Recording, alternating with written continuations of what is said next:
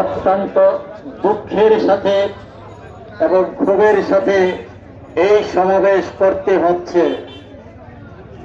যাদের ত্যাগ এবং কুরবানির বিনিময়ে আমরা আজকে এই দেশে স্বাধীনভাবে মুক্তভাবে কথা বলতে পারছি, সেই আজকের দিনে যারা শাহাদাত বরণ করেছিল, এই দেশে যারা আত্মাহুতি দিয়ে হাজার হাজার নারী ধর্ষিত হওয়ার পরে গুলিবিদ্ধ হয়ে আজকে যারা মানবেতর জীবন যাপন করছে, তাদের ত্যাগ এবং কুরবানির বিনিময়ে আজকে দেশের সরকার এই দেশে আজকে আমরা মুক্তভাবে কথা বলতে পারছি।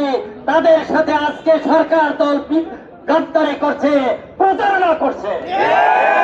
তাদের সুচিকিৎসার ব্যবস্থা পর্যন্ত করা হচ্ছে না।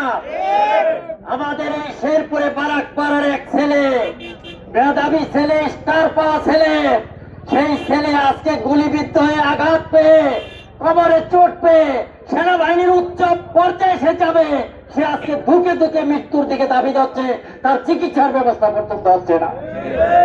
আজকে তাদের সাথে গাদ্দারি করা হচ্ছে। স্বীকৃতি দেওয়া হয়েছিল আমরা ক্ষমতায় গেলে এদের সুচিকিৎসার ব্যবস্থা করব, যারা এদের সাথে এই ধরনের আচরণ করেছে তাদের বিচারের আওতায় আনব। সংগ্রামী বন্ধুগণ, এই জন্য আপনারা হা ভোট দিয়েছিলেন, না ভোট দিয়েছিলেন। 70% লোক তাদেরকে হা ভোট দিয়েছিল যে এদের বিচার হওয়া দরকার, এদের সুচিকিৎসার ব্যবস্থা হওয়া দরকার, দেশে গণতান্ত্রিক পরিবেশ সৃষ্টি হওয়া দরকার। এই 70% লোককে বৃদ্ধাঙ্গুলি দেখিয়ে 51% ভোট পেয়ে আজকে বিএনপি ক্ষমতায় গিয়ে তাদের সাথে বেইমানি করা শুরু করেছে। উদ্বোধনী বক্তৃতাতে আজকে আমাদের জেলা আমির বলেছেন, কাদের ভয়তে আপনারা এটা করছেন, প্রকাশ করুন। কিন্তু ক্ষমতা নেই, ক্ষমতা নেই। তারা আজকে আওয়ামী লীগকে জানতাম তারা দাসখত দিয়েছিল ভারতের সাথে, আরে গোপনে দাসখত দিয়েছে কিনা কে জানে। সংগ্রামী বন্ধুগণ, যদি এটা তারা দিয়ে থাকে তাহলে নব্য বীর জাফর হিসেবে তারা এই দেশে পরিচিত হবে। এই ব্যাপারে কোন দ্বিমত আছে আপনাদের?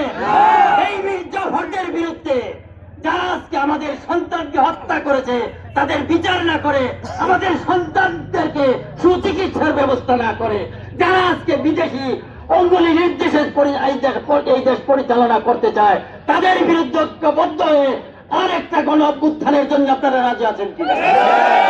তার কোন বিকল্প নেই। এই দেশের স্বাধীনতা এবং সার্বভৌমত্বকে টিকে রাখার জন্য আজকে এই দেশে কারো দাদাগিরি আমরা বরদাস্ত করব না।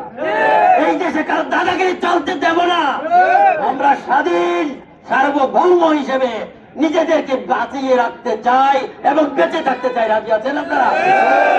আমি বন্ধুগণ, এই কথা বলেই আমি আমার কথা শেষ করতে চাচ্ছি এবং আপনাদেরকে আহ্বান জানাচ্ছি, আজকে যত ভালো ভালো কথাই বলুক না কেন, এই সত্য মীর জাফর এবং গাদ্দারদের বিরুদ্ধে আমাদেরকে আবার ঐক্যবদ্ধ ভাবে আন্দোলনে রাজপথে নেমে আসতে হবে এবং এদেরকে পদচ্যুতি করে এই দেশে একটা গণতান্ত্রিক ইসলামী পরিবেশ তৈরি করতে হবে। আল্লাহ আমাদের এই তৌফিক এনায়েত করুন। আমিন। ওয়া আখিরু দাওয়ানা আলহামদুলিল্লাহ।